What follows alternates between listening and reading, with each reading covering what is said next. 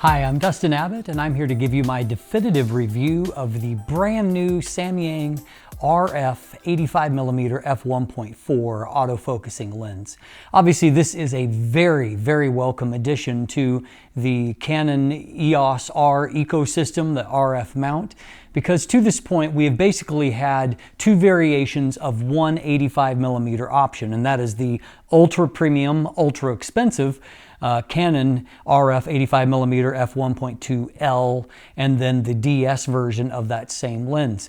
And while I reviewed the former, not the DS version, but just the kind of standard version of that lens and found it to be a remarkably good lens, it does retail for $2,700 US, which means that it's just frankly outside of the range of a lot of photographers. So what the RF mount has not really had a lot of to this point is the less expensive alternatives to those premium first-party lenses. And so I was really thrilled. Beginning of this year, I had an opportunity to test the 14mm f2.8 from Samyang for their autofocus lens for the Canon RF, which was the first, I believe, third-party AF lens for the RF mount. So now we have another lens, and in this case, it is one of my favorite Samyang lenses, the 85mm f1.4. And I've already tested a lens with a similar optical design on Sony FE before and found it to be a really excellent lens that punches far above its weight. And so if we get the same here on Canon RF, it'll be really welcome. And so this, of course, is the definitive review, meaning we're going to take a deep dive to build and handling, autofocus performance, and then a deeper dive into image quality, along with some comparisons. I'll compare it to that ultra premium RF 85mm f1.2, but I'll also give you a quick comparison to more comparatively priced Tamron 85mm f1.8 VC lens. And so we'll look at both of those as a part of our image quality breakdown. So if you want a quicker overview type review, then you can check out the standard review, and it'll give you the information more quickly and with less of the technical details. But if you're into the details, let's jump in and let's take a look, starting with taking a look at the build, handling, and the design of the lens. First thing I want you to notice is that if you look side by side compared with the Sony FE version, this new RF version has a little bit different a finish on it. It's a little bit more like the finish on RF lenses, a little bit more matte, a little less glossy. And so a byproduct of this is it makes it a really nice fit to the EOS R body or similar cameras, because it does share a common look. And of course that's helped along by the fact that Samyang long ago stole the red ring from Canon, and so for some reason this look is really nice on a Canon body. Another thing that I'll point out is you'll see a little bit different of a physical design here, and so part of that has to do with the fact that the RF mount is much wider in diameter than is Sony E mount, and so there is some redesign here. Obviously also the flange distance, the distance that the elements need to be from the sensor for proper focus, is a little bit different on RF than it is with Sony, because what you'll find is that in fact the Sony version is ever so slightly 2mm longer, and so there is just a tiny physical variation there. The rest of the dimensions are identical. The diameter of the two lenses is the same. Both of them come in at 88mm or 3.46 inches in diameter. And so 99.5mm for the FE, 97.5mm in length for the RF version. Obviously both of them have a 77mm front filter thread. Now the weight here is just a little bit heavier in the RF version. I think that's probably because there's more material in this area right here, but it weighs in at 583.8 grams. That's roughly about 16 grams difference, and so somewhere right under 1.3 pounds for this lens. So overall, it's got some heft to it, but it's still very lightweight, particularly when you consider that the Canon RF 85 f1.2L weighs in at a whopping 1,195 grams, so literally more than twice as heavy as this lens. It is also 20 millimeters longer in length. And of course, it is the Sigma Art version is more like 30mm longer. It's just a little bit longer than the Tamron 85mm f1.8. and weight is actually heavier on the Tamron because it has more metal in construction. And so I would just wanted to point out that you really are getting, I think, a moderate size for the kind of lens you're getting. Now, what's interesting is that if you attach the lens hoods, you'll find that although the FE version is a bit longer, the lens itself, the lens hood is significantly larger on the RF version. And so I would say that Samyang determined that a little bit heftier a lens hood was warranted. You also, of course, have the advantage on the the Canon side that you're able to get away with a little bit more substantial lens because there's more grip, and it actually works really nicely here on this body. So just that's one area to distinguish. Also, what you didn't have on the FE version that you do on the RF is an AF/MF switch, and of course that is very welcome. Now, while both versions of this lens do have weather sealing, as is often the case, the FE version, the gaskets are so tiny that you can hardly even detect them, whereas you've got a more typical thick gasket on the Canon version, and so it just feels a little bit more substantial. But it has a couple of other seal points inside on either side of the ring. Speaking of that ring, it moves quite nicely, and you can focus with pretty good precision. It is damped fairly well, and so on the actual body, you're able to use the Canon focus guide, which of course is fantastic, and you can focus with pretty good precision, and it feels fairly linear in operation, pretty repeatable. And so anyway, I haven't had an opportunity to really need manual focus very much because autofocus is very good. However, it does work quite well. So kudos to Samyang, because this lens does feel well made, but it's not gratuitously heavy, and so I think that it will be a nice fit for a lot of people on their new Canon full frame mirrorless body. So as you can see, a lot of good things there, and really not a whole lot to complain about. It doesn't have the control ring, which the native Canon lenses do. And so of course, you may miss that, really depending on, how much you use the control ring and what you have it configured to do, typically with Canon lenses. But outside of that, it ticks most of the boxes. It's got a nice quality build. It's got weather sealing. It, does have an AF/MF switch, which is welcome. It has a really functional manual focus ring. And so a lot of good things there. It's a nice fit size-wise for the EOS R body, and also of course it is much lighter and smaller than what some of the competing f1.4 lenses would be, so obviously that's welcome as well. By the way, I'm filming on the EOS R and this Samyang at the moment, and some of you have asked questions because I've reviewed a number of my segments, and you've seen some footage you liked, and people have asked about it and wondering what I was using. And if I said I couldn't tell you over the last few weeks, it was because it was this lens right here that I was filming with. And so on that note, let's talk about the autofocus for a few minutes. Autofocus here in many ways is very similar to the Canon L series lens in both strengths and weaknesses. And so what we do have is a dual linear motor focus system here with linear motors on either side of the focusing elements. And so byproduct of that is that we have fairly speedy autofocus. Your minor focus changes, ordinary focus changes will be pretty much instantaneous.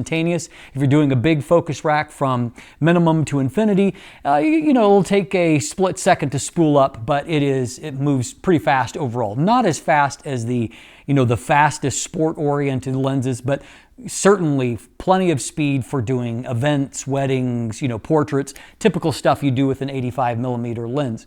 I'm not aware of a lot of people that are using an 85mm f1.4 lens for, sporting type work, because it's very rare that such a lens has the focus speed to do that. I'm not aware of any of them that I would, say this is a great sports lens. And so very similar to the RF in terms of speed, also of sound. There is some sound when you are focusing. It's not loud, but you will hear it. And here's a look at what our focus pulls sound like.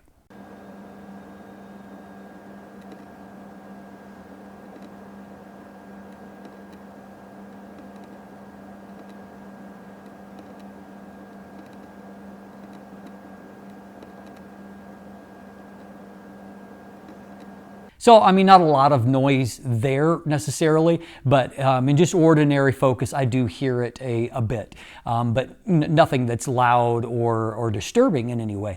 And again, very similar to what the RF 85 F1.2L is. It also shares the one focusing quirk that I saw, and so maybe it might be an EOS R focusing quirk, and that is if you have all points active and you try to focus on a foreground object with the either of these 85mm lenses, sometimes it's reluctant to focus on the foreground object, and you have to massage it a little bit, maybe touch the screen and have a smaller flexi point to do that, or to go to a higher contrast subject nearby, kind of pull focus close, and then it tends to grab it. I did find, however, that I could solve that very simply by just switching to a different focus mode, and then I didn't have that issue anymore. So I would say actually it's a little bit better than what I saw with the L series lens in that regard. It happened less often. It was a little less stubborn in terms of fixing it.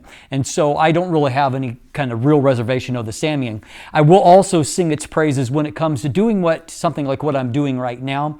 I've actually filmed a number of segments either for this channel or for other purposes, and it's been rock steady in all of them. No hunting or focus racks. It's done a really good job of just staying steady on my face, and so kudos to it on that. So overall, a good job with focus. Not like reinventing the wheel good, but certainly competitive, and so that's all you could ask for at this point, particularly in a lens that cost $700 versus $2,700.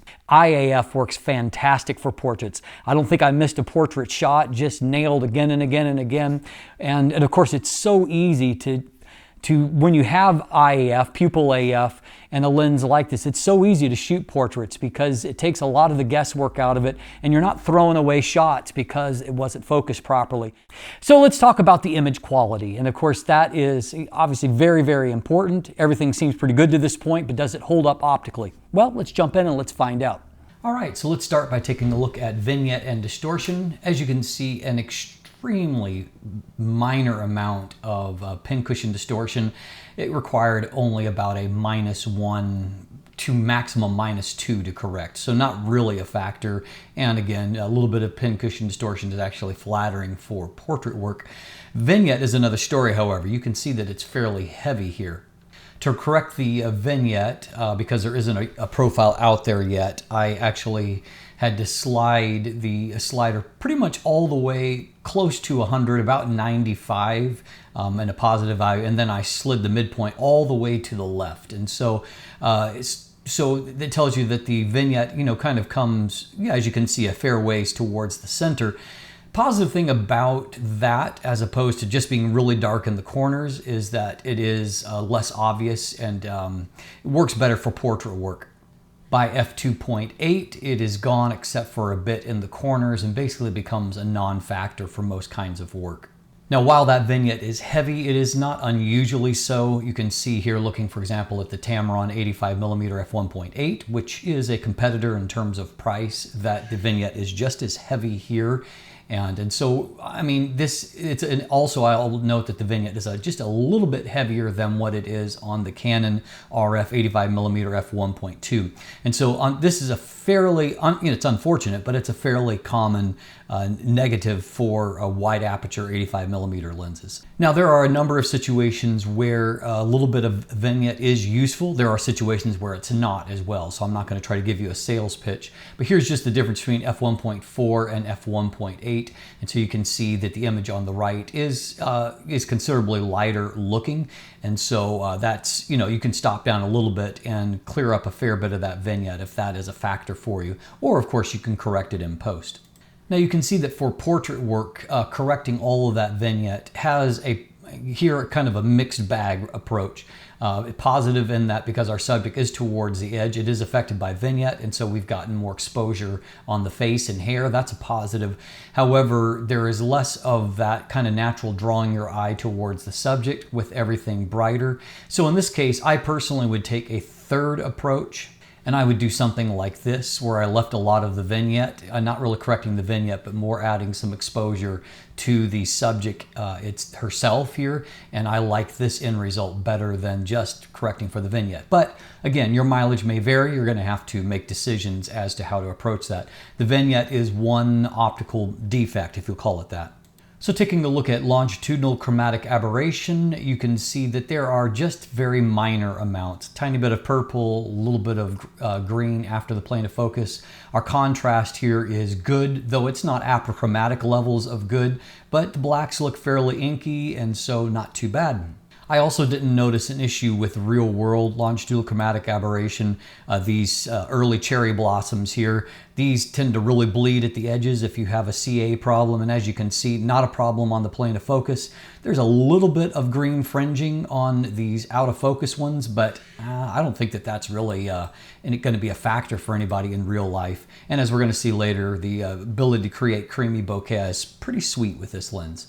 So a quick look at wide open performance, f1.4 here. Just so you know, I'm going to a 2:1 pixel level, and so this really makes it nice and big for you to see. However, it's sharper than this at a pixel level in real life, which is true of the way that I do my reviews in general.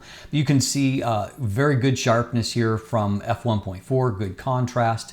Looking over here, we can see really nice resolution and also a good contrast here. Moving off into our extreme corner, we can see that we've got good resolution right into the corner, maybe a little bit less contrast down here, but overall a strong performance. Lateral CA doesn't seem to be a problem. So let's put that into context, comparing it with the RF 85mm f1.2 at f1.4, so it's an apples to apples. So what we can see looking at the center of the frame is that the RF lens definitely has a bit more contrast. What it doesn't necessarily have is a lot more resolution. I see more contrast, but I don't see necessarily additional details. So the Samyang is actually surprisingly competitive in this situation. If we move down here to the mid-frame result, I think that we see kind of this similar truth in that I see better contrast from the Canon lens, but I don't necessarily, as you can see here, I don't really see more resolution. And so that's really interesting. And right off down into the corner, a similar truth in that contrast remains better. However, in some ways, the Samyang looks a little bit crisper in this area than what the Canon does. That is not what any of us expected. So how about some real world results? I'm going back to a pixel level here, 1:1, and so you can see at f1.4 and our plane of focus, we've actually got nice and crisp results there, and it looks really quite good. How about a portrait shot here at f1.4? If we look in here at a pixel level, you can see that there is really nice detail on the face. Of course, the eyes are beautifully focused there, and so a great result. Another f1.4 portrait shot here, kind of a mid distance, and you can see once again really nice detail on the subject. I mean, the plane of focus here looks nice and crisp. You'll see just a little bit of, this is a challenging bokeh situation, obviously, a lot of it in transition zone. And so you can see how it's handled that. It's, you know, there's a little bit of busyness there. I don't know that there's necessarily a lot of lenses that would handle that better. It's just challenging. Now finally, a greater distance, probably about 50 or 60 feet, 20 meter-ish, 18, 19 meters distance to the subject. And so once again, f1.4, you can see once again, we've got good detail on the subject. Looks really great on a global and on a pixel level. So an impressive performance here. So let's take a quick peek at how the Samyang and the Canon lenses compare now at f2. And so what we see is that the Canon unquestionably continues to have a better result in terms of contrast. It is, you know, it has those blue refractive optics that help with its contrast and control of aberrations. And you can see the impact there. It definitely is the higher contrast of the two. And so it looks fantastic. Let's take a look down here. And once again, at this point, I don't, at the mid frame, I don't see a tremendous amount of difference. I do think the Canon has a bit more contrast, but that's basically it. Not a lot more detail, maybe a hair more, but not a major difference. And down here in the corner, we see that the two lenses, the biggest difference I see is that the Canon definitely has better contrast here in the corner. And I think that now it's crisper down out at this very, very edge. Although in this area, I think that the Samyang is still maybe a little bit better. So how about if we compare to what is maybe a truer competitor in terms of price, about $700 versus $750 for the Tamron. So let's take a peek here. In the center of the frame, it's pretty clear that the Samyang is the stronger lens. You can definitely see better contrast and better resolution at f2. And so it is an easy winner. Look at this text. It's much clearer on that. That is still true, though a little bit less at mid-frame, but you can see there's definitely more detail. Look at it around the eye, better contrast for the Samyang, a very strong performance. Down here near the edge, the Tamron, I think, shows a little bit better contrast there than what the Samyang does, but again, the Samyang is right there in terms of resolution. So across most of the frame, the Samyang is the winner. In the corner, the Tamron catches up, I think. So again, real world at f2, even at a 2:1 pixel level, you can see that the detail here on the eye, on the skin is really fantastic. And so, I mean, there's enough there in terms of skin flaws for you to catch up and deal with. And so I would say that's all the resolution you're probably going to need as a portrait photographer. Quick peek at f2.8 and f4 as you stop on down. Our resolution and contrast continues to get better, and so very, very good levels. Let's take a look here, and overall really excellent at f4. You can just see a little bit brighter rendering, a little brighter contrast there, but really we're talking about really exceptional results now at this smaller aperture values. So a minimum focus distance and maximum magnification. Our magnification, so your minimum focus distance is right under 3 feet, a good portion of a meter, but your magnification is only 0.11 times, which is not all that impressive. The Canon RF is 0.12 times. The Tamron is the best in class, partly because its focal length is a little longer than 85 millimeters. And it gives you a 0.14 times. And so bottom line is that that's not a strength for any of these 85 millimeter lenses. What you can see, however, is that even at a 2:1 pixel level, resolution and contrast looks quite good, even at f1.4. And so not a lot to complain about in terms of the detail you get. But at the same time, just recognize this is not gonna substitute as a macro lens. So let's talk bokeh and color. Obviously here the bokeh looks really beautiful at closer to minimum focus. You've got a really, really lovely amount of cream created there. You can see our colors look quite good here as well. I find that Samyang color tends to be ever so slightly warm. However, not the way that it used to be. This is not far from neutral, just maybe very slightly on the warm side. Here you can see colors again look really, really rich, and the bokeh is really, it's very, very nicely defocused. Here's another image that has a little bit more in the challenging zones, but overall I think that the rendering looks quite beautiful from the lens. This is another shot where I saw a tiny bit of green fringing, but there's not really hardly any purple fringing here around the plane of focus. Considering the bright light hitting the edges of something like this, that's a pretty strong performance. Here's another one here where, again, there's a lot going on here, but I thought that it's pretty artfully handled, and so the image itself, I think, is quite pleasing. So the other flaw that's pretty common to 85 millimeter wide aperture primes is, of course, flare related issues. So if you put the sun in the frame, when in the intense moments, you will get some artifacts. So here you can see a fairly large ghosting artifact and a little general loss of contrast here. Stop down a bit, the big ring goes away, but you do have a little bit more of this green stuff. At the same time, both of these images are, to me, usable ones. I don't find that either one of these artifacts is incredibly destructive, nor did I see it in other images. What I really despise is really very, very strong and small blobs of color that I find really destructive. This just kind of has a look that some people might find useful. The nice thing with a telephoto lens is it's easier to not point it at the sun. You just have to be careful in your composition. Finally, I just want to point out that for just everyday real world use, this lens has proven very useful on the EOS R. For one thing, eye detect AF is just fantastic. It just nails it every time. And as you can see at f1.4, just for general purpose family stuff, it's a great image. And so even challenging backlit kind of situations. So I like that. I also like here that this was obviously a really challenging focus situation. I was shooting through flames to my son, who is about 10 feet away from me, 3 meters. And so while, the haze from and smoke is preventing there to be really any kind of resolution here, what you can see is that we've got accurate focus even in that really challenging situation. And if you look at the image globally, I think it's actually really cool looking. So it's kind of crazy there, isn't it, how small the margins are between these lenses. There's not a huge margin between, for example, the Samyang and the Canon in some metrics, with the Canon having higher contrast, but not really a lot of extra resolution, which is really surprising.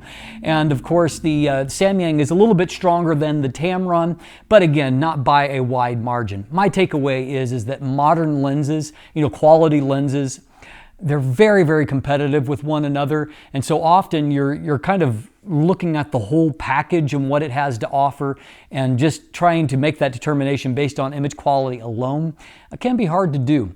As you can see, it's a beautiful portrait lens, and I just got a lot of portraits that I was delighted with. And so I think this is going to be a tremendous tool for portrait photographers whose budget don't extend as high as the exceptional Canon f1.2 version.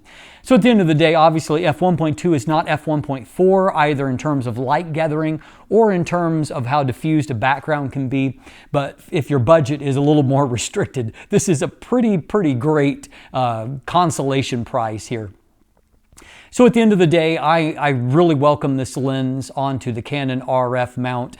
It's a great alternative. And while, you can look at it from the negative in that it may steal away some sales from the more expensive lens, it's also going to help to drive sales for the EOS R system, which is starting to get some third-party buy-in, which is hugely important to rounding out a lens catalog and making it competitive. And right now, Canon needs to make their lens catalog competitive with Sony, and this lens certainly helps to accomplish that. So I'm thrilled to see Samyang kind of jumping in. This is the second lens this year, and I hope there's a number of other lenses that I've reviewed that I really enjoy from them. I'm hoping that we see more of these releases. So keep up the good work, Samyang. Of course, if you want more information, you can look in the description down below. I do have linkage to my full text review, so you can take your time going through the information there. Linkage to my image gallery. Check out the photos that I think will probably help to sell the lens. And there are also buying links there if you would like to purchase one for yourself. Just know that this lens has just been announced, so it may be a little while before some of these retailers actually begin to populate even the listing for it, not to mention having stock in place. But keep your eye out there and maybe get a pre-order in, and they should be coming your way shortly. As always, there's linkage to follow me on social media, to become a patron, to sign up for my newsletter, and if you haven't already, please click that subscribe button right here on YouTube. Thanks for watching. Have a great day.